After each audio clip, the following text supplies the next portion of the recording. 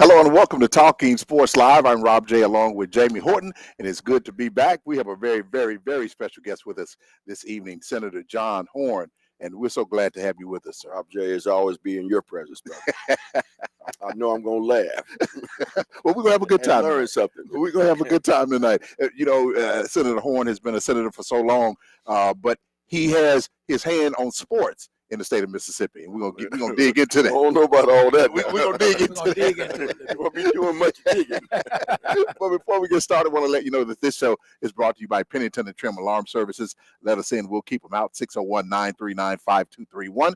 Also, First Commercial Bank, where business is personal. 601-709-7777. Willie T. Abson Law Firm. Knowledgeable, experience, caring. Their number is 601-487-8839. Mansell Media and Marketing, a full-service advertising and marketing agency, 601-339-2040. And Richard Shaw of Dynastics Promotions, the official clothier of Talking Sports Live. His number is 601-353-1956. And Senator Richard Shaw has been in business since 1988 when I was just a little bitty baby. Look, I know Richard Shaw, Mr. Dynastics himself. Well, Senator, thank you so much for joining us here. Like I said, you've been a senator for 32 years in the state of Mississippi. How did that start? How did you become a senator? Well, I first say I got on the merry-go-round and couldn't figure out how to get off. But my father was a great inspiration for me. When the opportunity presented itself, it was because the state had to do redistricting in order to have more black presence in the legislature. So a lot of majority black districts were created. And I wanted my dad to run for Senate because he had and has more political experience than I'll ever have. And he flipped the script on me and said, I think you should run. And he won out, and I did wind up running. But, his background, he's the second black state, union president of a local labor union, and rose to be the number 2 guy at the state AFL-CIO. And along the way, his mentor and hero was A. Philip Randolph. Wow. And he started the A. Philip Randolph Institute in Mississippi, Dad did, and became its first state president. He's president emeritus now. And that was all about voter education and voter participation. And that's kind of how I got into the political process. He had me working with that institute. Wow. Jim, you know, A. Philip Randolph, he's the one who introduced Dr. King at I Have a Dream speech. He said, now, Dr. Martin Luther King, Jr. Oh, Rob, Right. a quick Black History fact by Rob J. But you know, A. Philip Randolph is who organized the March on Washington. Wow. Now Bayard Rustin handled the mechanics of it, but A. Philip Randolph put his trust in Bayard Rustin, and he was the guy on the ground doing it, but it was A. Philip Randolph's vision. Wow. I mean, that's interesting. I didn't know all that Mhm. going on. So tell us, what has changed over the years in Mississippi politics, good or bad? We've come full circle. Where I think we're ending our second Reconstruction. Yes. This is we're on the tail end or the beginning stages of the second Reconstruction. We had Reconstruction after slavery to give the newly freed blacks an opportunity to own land, to self-determine what their life was going to be like, and then we saw a backlash in 1890 when the white Democrats who controlled the state took over again, and they ran blacks out of office. They ran them out of the state. They ran them out of business. Jim Crow stepped in, and we were disenfranchised from being able to vote. In 2025, we're seeing a lot of the efforts to turn back the gains in the Voting Rights Act. Section 5 of the Voting Rights Act was repealed about 12 years ago, and we've seen a slow undoing of all the remedies that were put in place to help blacks catch up, like DEI, diversity, equity, and inclusion. We're seeing an erosion of that. We're seeing when we got rid of Section 5, we started seeing so much in the way of our rights and challenges, and our rights and privileges being challenged. The U.S. Justice Department was our savior. The Supreme Court was our savior. The U.S. District Courts were our savior. No more. All of that has been taken over by ultra right-wing conservatives who want to get rid of the gains that we've made. Wow. And I know you were instrumental in changing that state flag. I never thought I'd see that flag change, because it was something saying, over my dead body. So the Farquhar's risen up. How did that happen? How were you able to help lead that? Well, it was a lot of folks had their hands in it, and I really, because I was skeptical, I took a back seat to it. I would file bills every year along with other members to try to change the flag. But what really happened, what I think happened that changed the flag, when that brother Kyrie, Mississippi State, the running back from Mississippi State, Kyrie, I cannot remember. I know who you're talking about. Yeah. He said, "I'm not going. That flag got to go. Yeah. I'm tired. Yeah. And I'm not going to run this ball anymore as long as that flag." Yeah. When athletes got involved, I think that was the turning point. Wow, but they didn't want to lose that money. They didn't want to lose that money or those victories that were brought on by these brothers being on the team. And I also heard that, of course, they wanted Mississippi State or Ole Miss to host the SEC Those bowl games. Yeah, the bowl games, but NCAA said they wasn't coming here as long as that flag was. Oh, the flag, right. Yeah, that's right. Yeah. So I mean, look, money talk. Yeah. And you know what walks. Exactly. Was that one of your proudest moments as a senator? I know you had several. That was one of my proudest moments. I spoke on final passage of the bill, and we have been talking back and forth with a lot of our allies in the private sector, in the faith-based community, folks that were in other parts of the country, even, who were trying to cheer us on. And it brought tears to my eyes, I'll be honest, because I never, like you, I never thought we'd see the day. But it became a very, very emotional moment to me, and I wound up losing it on camera a couple of times, and it's not something that I'm ashamed of, because it was a monumental moment. Wow, that was like I said, the changing of that state flag, and it's a beautiful flag now. It is. It's a beautiful flag, and it flies all over. Some people still flying the old flag, but doing that, I don't know how you manage to you have to do you do a lot of fighting down there? Do you do it? I mean, is it a lot of I think because there's a lot of people that I don't know how politics work, but I know you have to vote, and some people shoot down your votes and all of that. Well, we're in a very vulnerable position in the legislature. If you're a Democrat or if you're African American, you're in a vulnerable position because in both the House and the Senate, they have what's called super majorities. That means that they don't need your vote to pass gas. They don't. I mean, they don't need your permission to pass gas because the numbers favor them on general bills, on appropriation bills, and on revenue bills and constitutional amendments.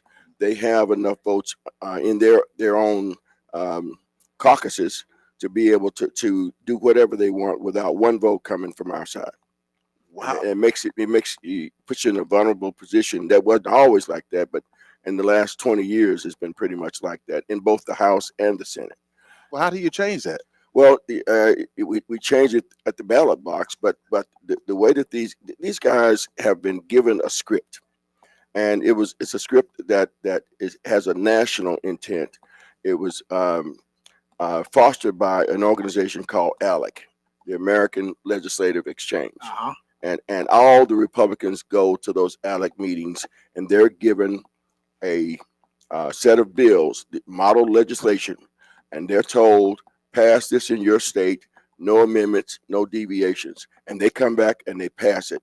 And that's how 34 states have Republican control now. And as a result, you're going to always see some contentiousness in Congress because they control redistricting, these legislatures, and they shape these districts to favor Republicans. That's the case in Mississippi and the case in 33 other states. So we're going to have this with us for a while until folks come to the census. Wow. Interesting, isn't it? It is interesting how that works down there. The only time I do go down there is when they honor sports teams. Right. They honor Jackson State. And a couple of weeks ago, you guys had a JSU day. Yep. It was a great day. Yeah, it was really great. And I saw you down there. I know they had a Mississippi Valley Day, and I think they had an Alcorn Day. They have all of that every year. And so and HBCUs really show up when that occurs. Is that right? When their day happens, those folks from Valley with that green and white, they're in the house. Purple and gold, Alcorn. Alcorn probably puts on the best show. Although this year, I got to give it to Jackson State. It was Jackson State's moment this year. Yeah. Wow. Well, that is fantastic, Senator Horn. We really appreciate you joining us this evening. We're going to continue our talk. When we come back, we're going to take a break. I want to get into you all gleaming and keying about Callaway winning the state championship. I didn't know you were a Callaway man. Lady Chargers, brother. Lady Chargers. How about that? They Yeah. put it on him. You know he was a Callaway? I did not know that. Yeah, he's Callaway man. Yeah. I was on the tennis team. We'll talk about that. Okay, we'll talk about that. Stay with us. We're back in a moment. I'm Josh Trim with Pennington and Trim Alarm Services. We firmly believe in offering the latest and greatest in camera and access control technology. With the Alarm.com platform, we're able to offer a user-friendly and fully integrated service to do just that. We're a light that shines your way. Let us in and you will find security and peace of mind.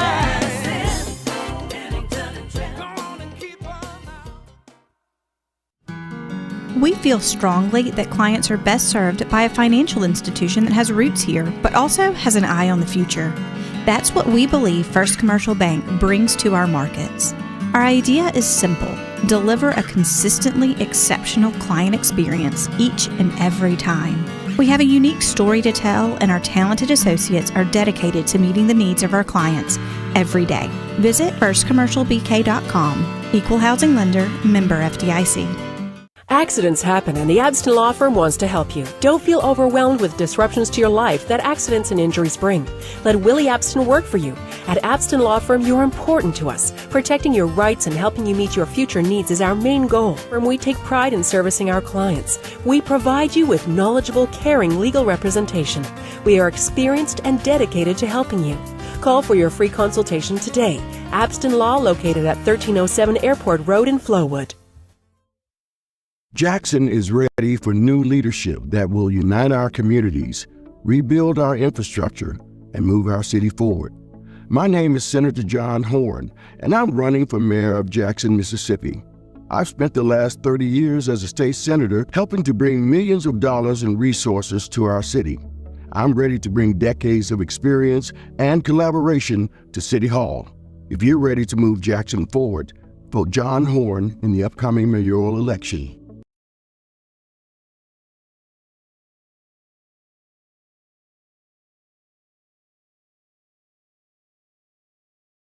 Barbecue, we're going to have a trivia question in just a moment for you to win a gift card here at Full Moon. Our special guest is Senator John Horn. Now, Senator, you're not a vegan, are you? Far from it. Look, that barbecue smelling good.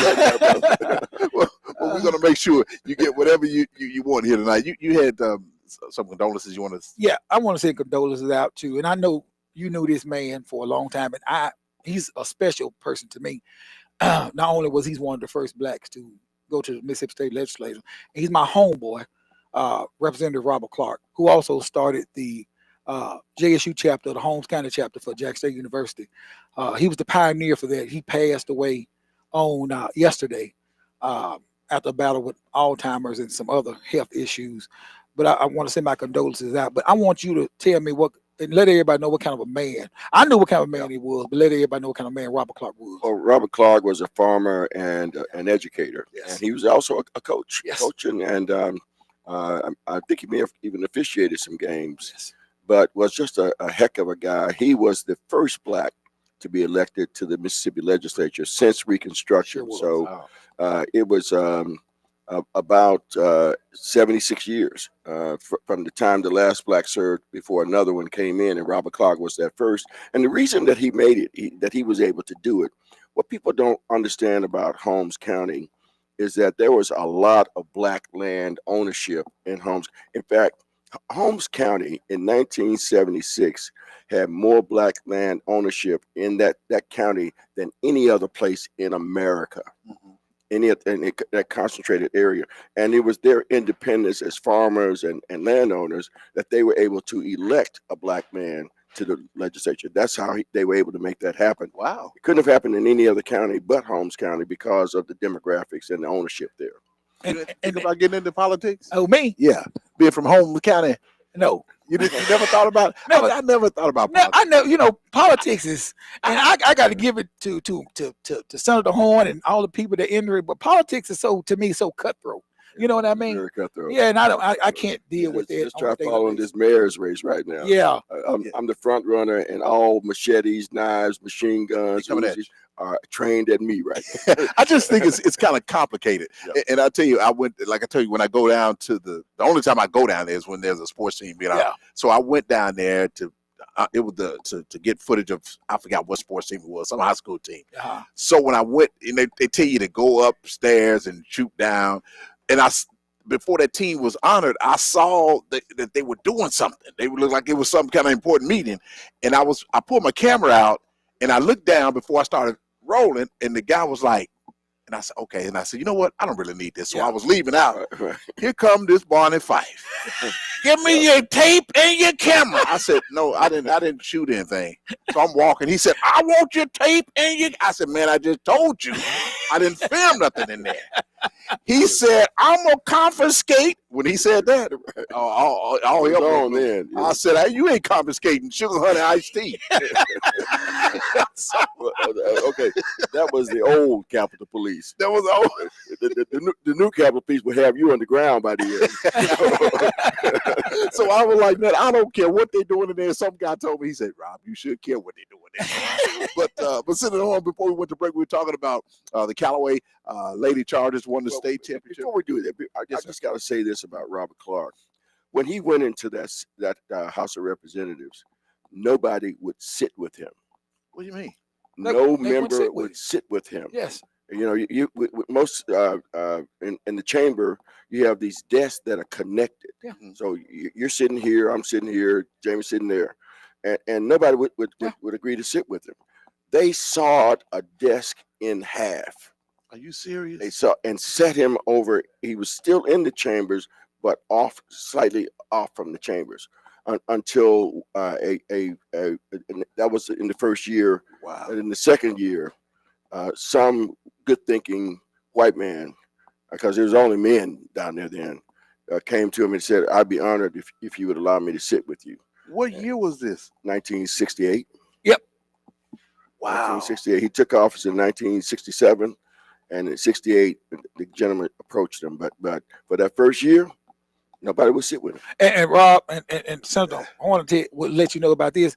I mean, like his youngest son, Wandrick, is also a representative too. He followed in his footsteps. So I know Right. both of his kids. His oldest son, Robert, As a judge. is a judge Yeah. and was a lawyer in Holmes County, and he still lives. He still practices law a little bit up there. But those guys, I've been knowing them for a long time. I've been knowing when I became president of Holmes County chapter for Jackson State. He came to me before he really took it and told me he was proud of me and to keep on that legacy. That we just had a little celebration Right. for him a few months ago, Right. for doing the Christmas thing, and he was too ill to come. But we did honor him, and when I tell you that he was truly a pioneer, when I got the word yesterday, kind of like told me up inside because we was kind of expecting it. I remember Yeah. meeting him. And I'm glad I did. He was such a good guy, and one thing about him, he wasn't afraid. Right. Period. Right. And you know why? He read the rules and learned those rules frontwards and backwards, and nobody could Smart. outsmart him on the rules. And his son Brian, who's in the House Yes. now, is just like that. And Representative Clark rose to become the president pro tempore, number 2 spot in the House of Representatives. So, and I'll say this about it, and I know we got to move on. I have been trying for the longest to get.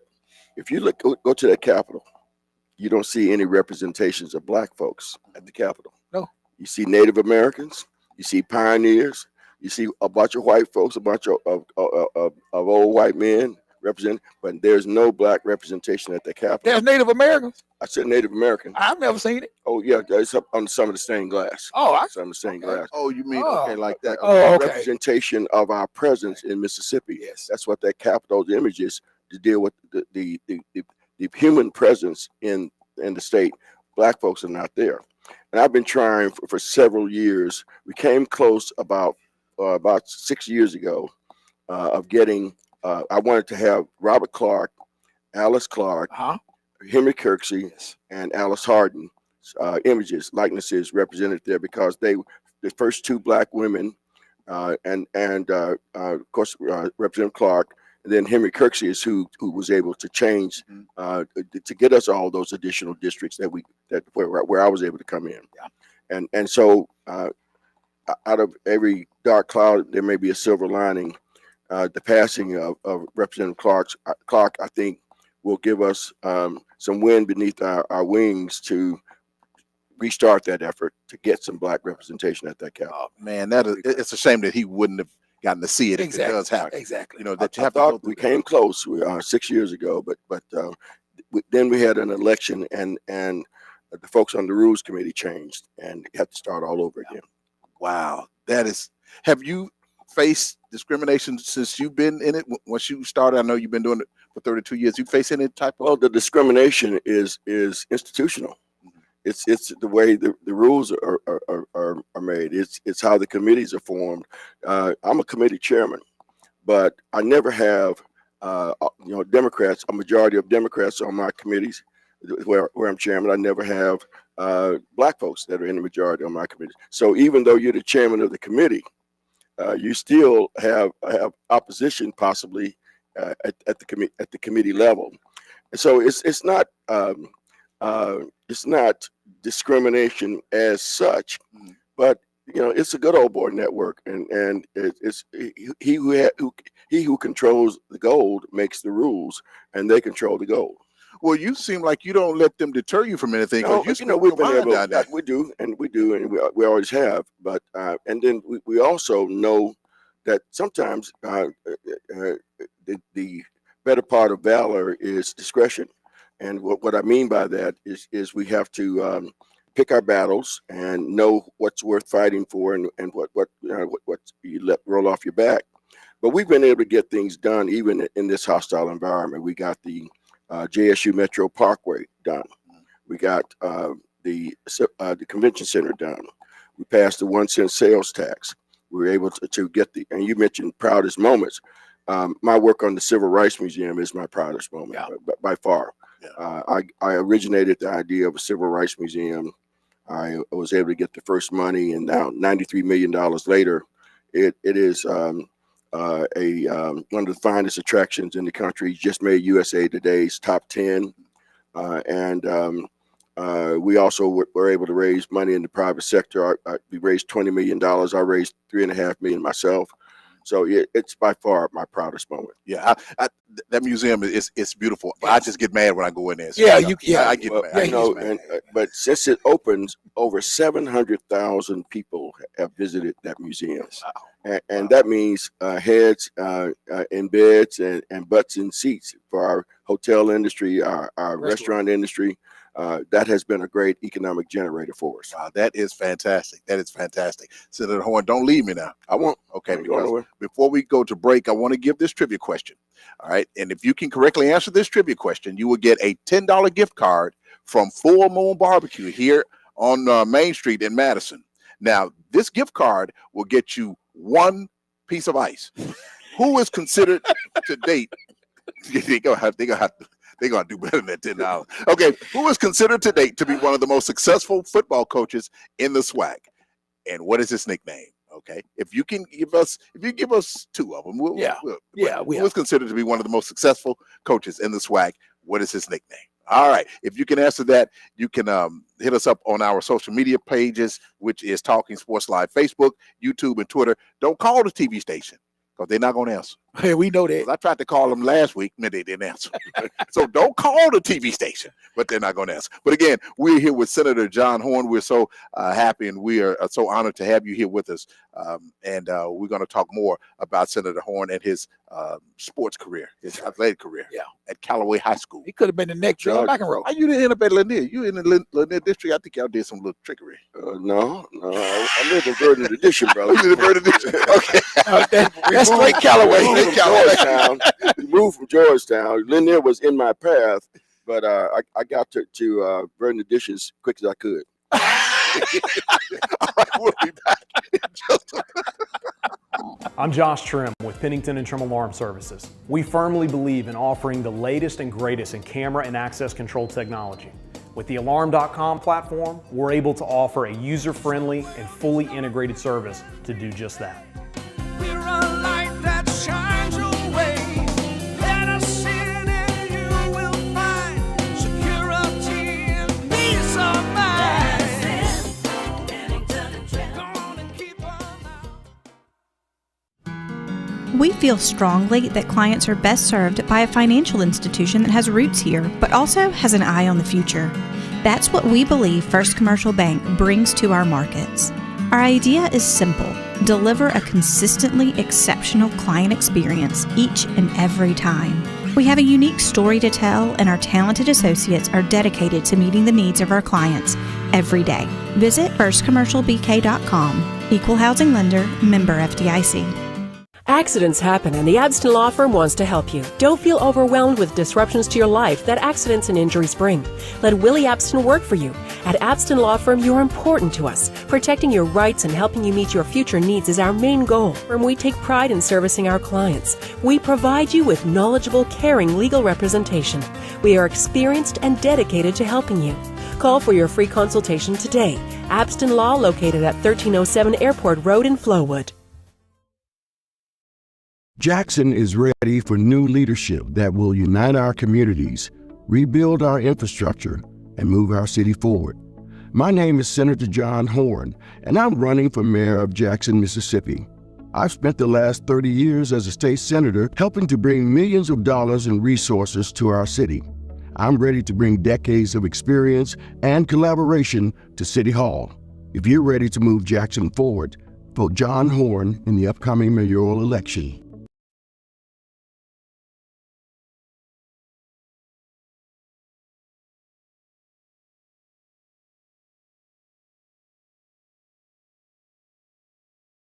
Back talking sports live. Before we went to break, our trivia question was, who is considered to date to be one of the most successful football coaches in the SWAC? And we have an answer. It is our winner is Renata James, and she's sitting right over there. Come here. Come here, Renata. Come here.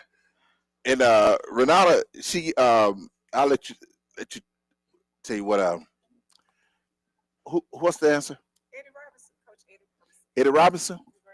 Are you sure? Okay, now on our sheet it says Marino Castle. Okay, so you wrong. No, you win, Renata, you win. Congratulations. Tell me a little bit about yourself. I'm a diehard Jacksonian. I was born on Jackson State University campus. I attended second grade over there. I have about 4 degrees from Jackson State University. I bleed blue and white. I love my dear old college home. I'm a retired educator. I've been taught 30 years. The last school I worked at was Blackburn. Okay, all right. And you a fan of the NFL team? Which one? Which one? I follow Russell Wilson. Russell Wilson. Who is he with? Pittsburgh. Pittsburgh. Oh, you just go wherever he goes? I go with him. Well, what happened? What before he became in the NFL? Who did you like? Walter Payton. Walter Payton. Okay, all right, good job, Renata. Anything? Anybody else you want to say hello to?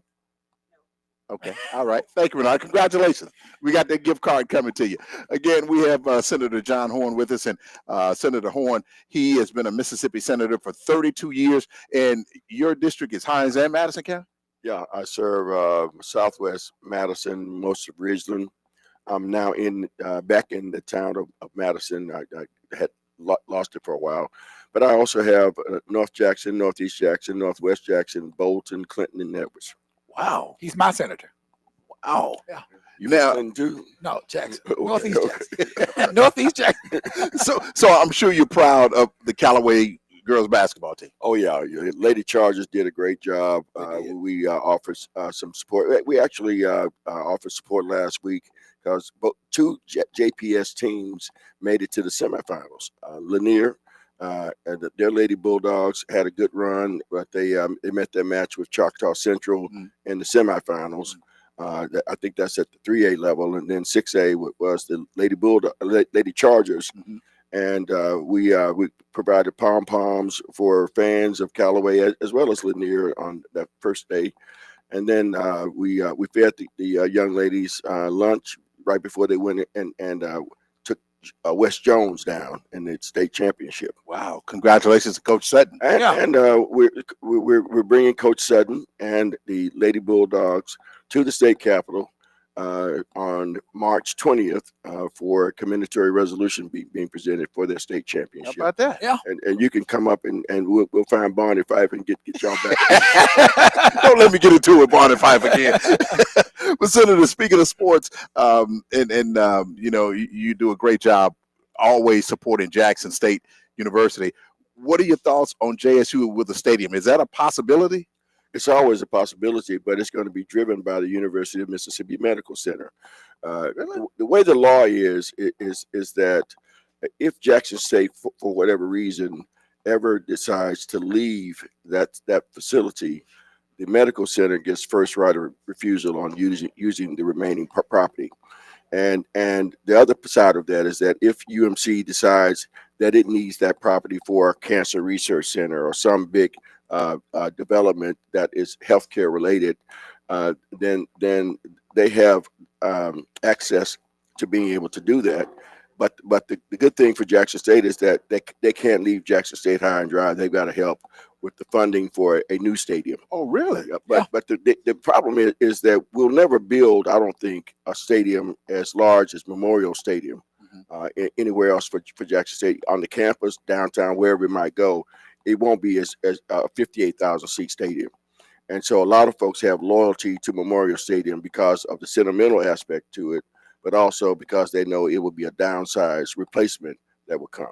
Wow. The Ullman Stadium in New Orleans, where they just had the Legacy Bowl, Tulane I think Stadium. that would be a nice, I like. nice size stadium. I'm gonna tell you another. It's around 30,000, 28, Yeah. 30,000. And I like Alabama State Stadium. 35,000. Right Yeah. there, like Alabama State Yeah. Stadium, the way it is, I like it too. So is that still in the works? Well, you know, a couple of years ago, when President Hudson was president of Jackson State, there was an offer on the table of $40 million as the first phase of funding that would go to Jackson State's development of a new stadium. Ware Barner was the architectural firm that the university hired to help them vet what are the best spaces. They looked at the site on campus on the JSU Dr. Robert Smith Parkway. They looked at the area behind Cathead Vodka against the railroad tracks, a 14-acre site there. They looked at a site on the Coliseum grounds, and then they looked at a site across from WLBT where the old staging areas for Jackson's Public Works Department was located. And the two sites that got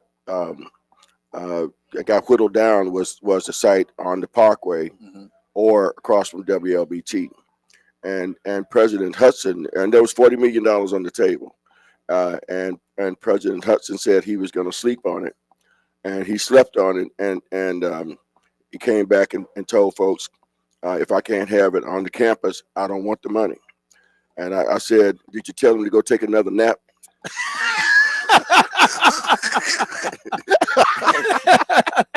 Wow. And when he did that, it was like the governor, the lieutenant governor, the speaker all wanted it downtown. They thought that was the best place for it because you can use it for other things. And getting in and out from the Robert Smith Parkway was going to be problematic, just managing traffic and whatnot. And so when he thumbed his nose at them, that's basically the way they saw it. Jackson State got hardly anything else in that legislative session.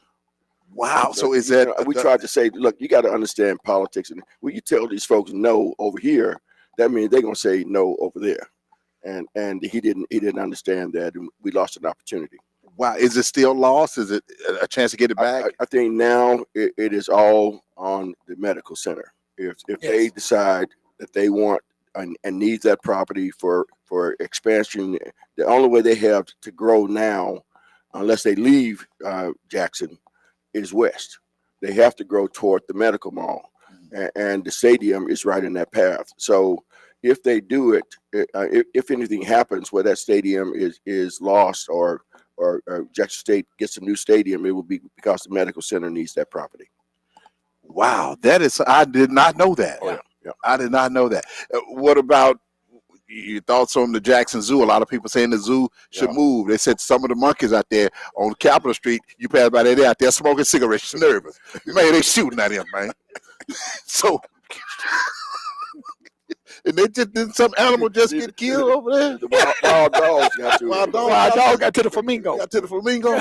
Poor little animals. So what you said a monkey was doing? Poor little monkey. Well, like this. Man, come on, man. We need to move, man. So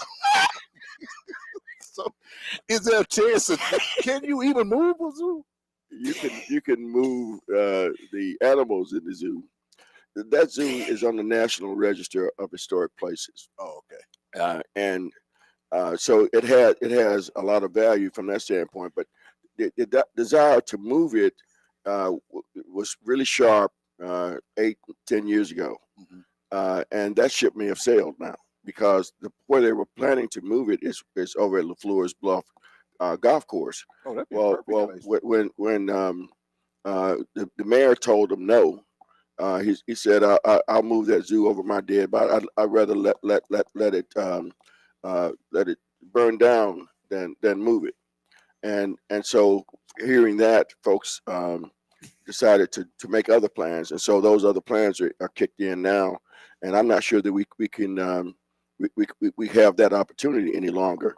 The zoo earns around $1,200 a month. That's the revenue that it gets. That's true. $1,200 a month. That's all. And so the city has to supplement the operations of the zoo because the revenue isn't covering that. Yeah. And so if there is someone needs to come in, and I'm working with a group called the Reinvestment Fund that has done renovation in marginalized communities in Philadelphia, Baltimore, and New York. They've put $1.5 billion into that over the last 50 years. They want to come into Jackson. I want to see what their market value study says that Jackson's strengths are, its weaknesses, and what should we do about the zoo? What should we do about sportsplexes? What should we do about casinos? Let the experts tell us. And I think with the zoo, we're either going to have to double down and put a bunch of money in it or move it.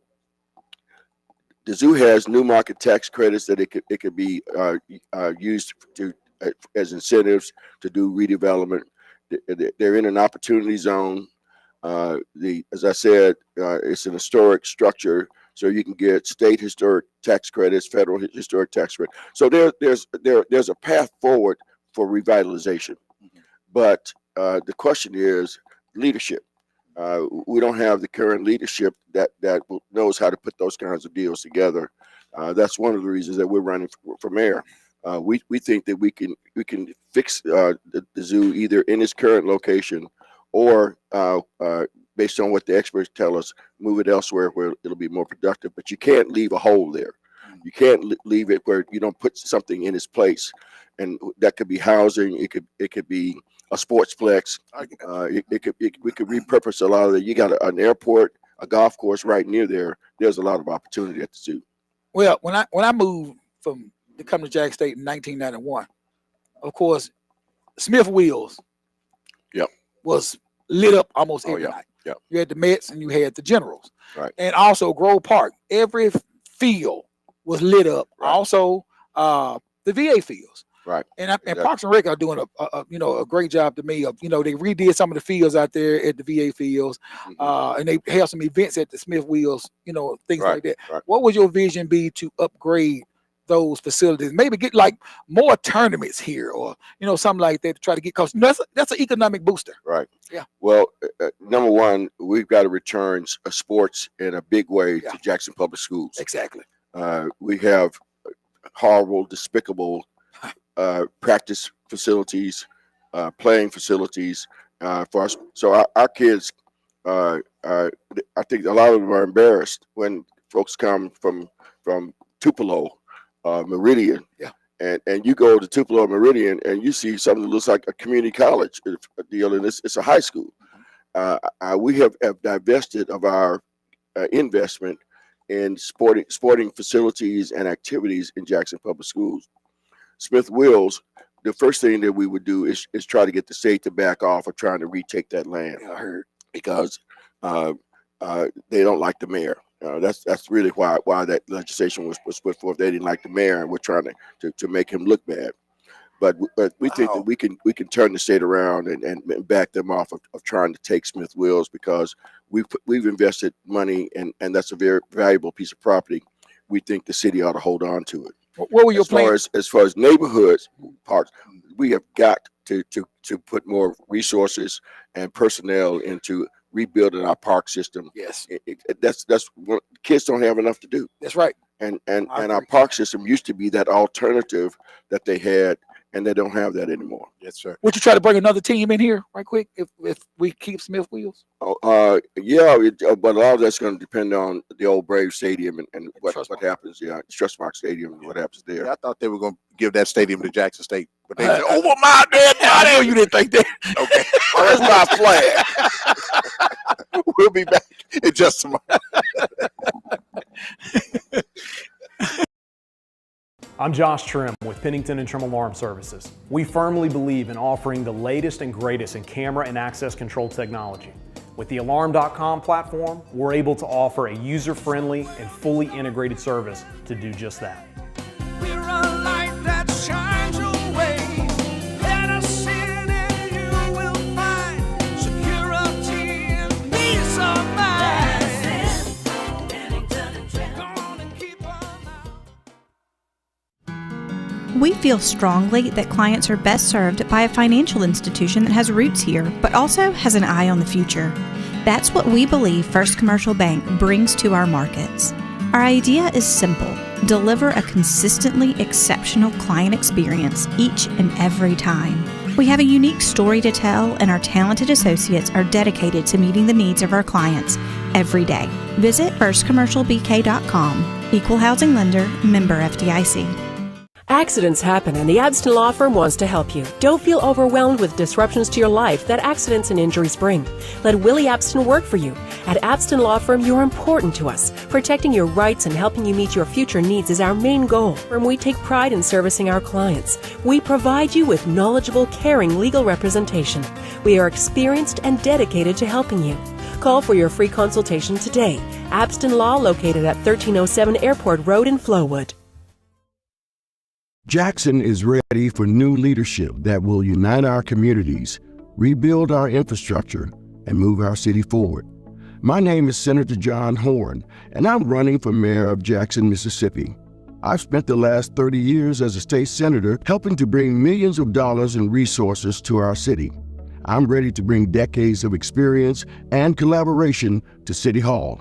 If you're ready to move Jackson forward, vote John Horn in the upcoming mayoral election.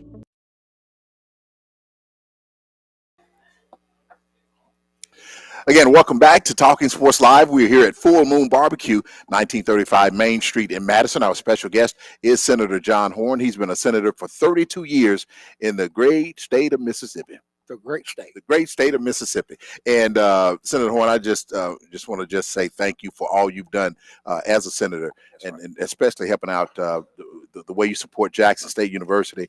Well, we got Jackson State $23 million last year for building projects, repair and renovation, for housing related issues, and I think your student union, that second building that serves meals, to get it renovated as well. Gave him $23 million. $23 million. Who name was the check in? I sure would like to get a piece of that. I sure would like to get a piece of that. But anyway.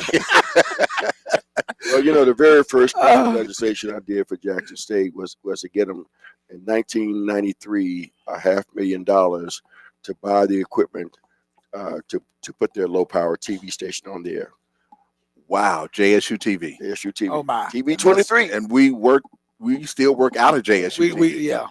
That is fantastic. Well, we certainly appreciate that. None of that money come from Brett Favre, did? No, it didn't come from Brett. It didn't come from Brett.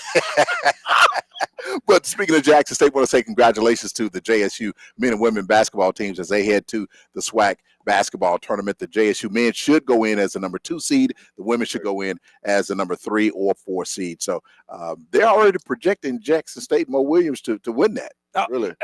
Look, the way we're playing right now, I wouldn't put it past them. So I just wanted to get your thoughts on the great job that Coach Richards has done to replace really a legend in Tamika Reed. Oh yeah, to see that team be as decimated as it was, and for her to come back and build in her first year, that was amazing. Yes, my head goes off. Rob said they didn't leave a thing of pinto beans on the shelf. Didn't leave nothing. Left it bare. And for what she's done, man, that has been incredible. It's been phenomenal. Yes, sir. Well, Senator, we know that you are a candidate for mayor, and I know you told us earlier in the show that you're the front runner. You got knives being thrown at machetes, bazookas. Well, how is it going? Going well. The campaign is really picking up steam. I think we're continuing our momentum. We've been seeing momentum build since October, and of late, especially now that folks are having a chance to look at the candidates and see what they bring to the table. We're the only candidate that can hit the ground running on the first day. And we believe that through our relationships and our experience of getting things done over the last 32 years, we can capture the resources once again from the state. We're going to reestablish a level of trust with the citizens of Jackson. Citizens of Jackson don't trust the city to get things done. You call down, the phone just rings. You go down, folks act like they're doing you a favor just to wait on you. We need to bring customer service back to the city, reestablish the trust and accountability with our people, our citizens, and then reestablish it with the county, the state, and the federal government. Yes, sir. And again, here at Full Moon, want to let you know that each and every Wednesday night from 5 until 8, during this time, customers will receive a 50% discount on all beverages, including beer and soft drinks with their meals, and children under 12 of age get free drinks with their meal. That's every Wednesday night. It's called Talking Sports Live Happy Hour. And again, Senator John Horhn is our guest this evening. We've been talking about everything from the state flag to the zoo to the. Now, are they trying to take the airport too? From Yeah, they're Jackson? trying to take the airport. Is the airport in Jackson? The airport, It's in our technically- the airport is technically in the city of Jackson. That's right. It's in Rankin County, but an agreement was made years in, I think, 1959, when the idea of building a new airport came up. That if the city went into Rankin County, there was a gentleman's agreement. If we put this thing over here, Jackson, you will never try to annex anything east of the Pearl River. Jackson held up its bargain, but the state hasn't held up its bargain, because now, after all these years of Jackson putting millions and millions of dollars into that facility, the state has decided it wants to take the facility. There are only 3 airports in the country that are operated by a state. And a lot of airports around the country are watching this, because they're saying if they're successful to take Jackson's airport, they think other states are going to try to pull the same thing. Man, that is a hard. You got me?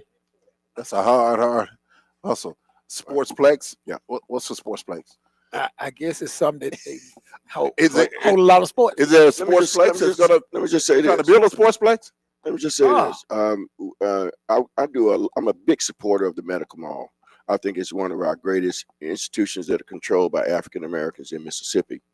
And the Medical Mall is always trying to take its impact beyond the fence line. And a few years ago, we did a feasibility study about whether it made sense to put a sportsplex in Jackson.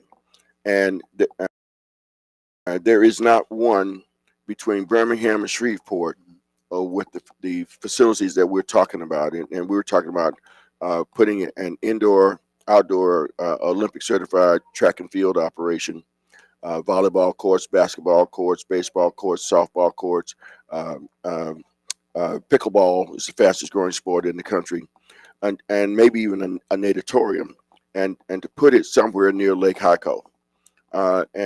We've got a feasibility study that's been done. The numbers show that it will be fantastically successful. What got me interested in it is I was told, Robert Kelly. Mm-hmm. Robert Kelly over in Birmingham. He said, you got to come over and see our sportsplex. And I'm driving over there, and I get nearby, and it's like driving through West Jackson. And all of a sudden I come to this intersection, and this monstrosity of a building it rears its head. And around me I see cranes, because they're building hotels. They're building Starbucks. They're building other retail and restaurant operations. Went back 2 years later, and they had built 250 new homes, all because of that sportsplex. And it was in the hood. And folks initially said to the mayor over there, the soccer moms and swim moms are not going to bring their kids into the hood. We said, well, I guess they won't be coming, because this is where we're going to build it. Right now, they have folks from 8 states around coming to that facility, following their kids, pursuing their sports dreams. Yes, sir. We could put that same facility in Jackson. I think Hyco is a great spot for it. That would be Get an exit that's dedicated to it right off the interstate, so you don't have to drive through the neighborhoods. And that can become an economic engine for the city of Jackson. wow. That's where the SWAC basketball tournament has been held at too, about Yeah. 2 or 3 times. Yeah. Yes. Yeah, and it would not. I like what Eric Dampier is trying to do. Yes. Down on Terry Road in South Jackson. This sportsplex that we're talking about would not interfere at all with what he's doing down there. Yes, sir. Wow, that is fantastic. Hopefully that would happen. That would come about. Now, how do you know somebody's not going to take your idea and run with it? Well, there's enough room for more than one sportsplex. The folks up in Gluckstadt were talking about trying to do something. We had an offer of $750,000 from a foundation in Southern California that wanted to put the seed money in for that deal. we're working right now with the folks that financially back the medical mall as to whether or not they're going to approve that, approve our receiving that, and that'll be our seed money. Wow, But yeah, it can be done. man. I think it can be. Hey, we got some good plans, don't it? Yes, sir. Absolutely. Well, Senator Horn, best of luck to you in your run for mayor. Thank you for everything that you've done as a senator. I got to ask you this, though, and I've heard this ever since I was little, that eagle on top of the Capitol, Yeah. they turned his behind toward the north. Yes, Is that true? deliberately. Deliberately. Because our Capitol the new Capitol was built in 1904. That was when a lot of revisionist history was being conducted all over the South. Instead of it being the Civil War, it became the War of Northern Aggression, and the noble Confederate soldier fighting for states' rights, and you know, and they rewrote history, just like they're rewriting history now. So yeah, as an act of defiance, all eagles are all monuments on Capitol buildings, state capitals are all supposed to point towards Washington. Right. And in an act of defiance, they had turned its back on Washington and looked south. That is a shame. This is what we're gonna do. We're gonna get Ed Bishop, who what is Got it? a crane. Propels down. Yeah, he likes to go up He high. likes to go, Yeah. go down building. We're gonna get him up there, turn that eagle turn the eagle behind around. That's That's right. what we're gonna get him to do. Yeah, we're All gonna right. he'll do it too. He'll do it too. Yeah. Because what you like to call it? Propel down the building? What you call it? Rappel. Rappel down the building? You like doing that. Yeah, he likes that. And then he turn the eagle behind around. But I want to tell Senator Horn, if he wins the mayor, I got a great chief of staff for you, Okay. Lil Willie Brown. Little Willie Brown. Oh, no. Little Brown on your You said staff. you gonna be doing. Well, we believe they're ready for new leadership. Yes, sir. We're ready to turn the page on it that we've been going through, and we believe that Jackson is ready to turn things around and get new leadership that's going to be effective and do what they say they're going to do. Well, thank you so much, Senator Horn, for again everything that you've done in the Mississippi state. I know you have to deal with a whole lot of stuff, and I dealt with one thing with that Barney Fife. Barney Fife. And I know you know you got the battle scars to show it, and we just honor you. I know it had to be rough, and you talked about Robert Clark, Yes. how they wouldn't sit beside him. Yeah. Oh my goodness, I just can't. And Rob, that's just a tip of the iceberg of the stories that he used to tell. Cause Oh, yeah. I mean, yeah. for you to do that and just still have the courage and to sit there and just show up. Yeah, show up every day. It speaks volumes about what kind of man he was. Wow. Well, anything else, Senator Horn? Jackson's ready. Jackson's ready. All right. Now we're gonna get you something to eat back here now. Hey, look, I ain't gonna get out of here. You let me give me something to eat. I ain't leaving. We don't know about Eric Walker. He look like he might be a vegan. He looks like he'll be. Like I do. He I don't think he no vegan. You got the tofu around, man. All right. Thank you so much for watching, and please join us back next week.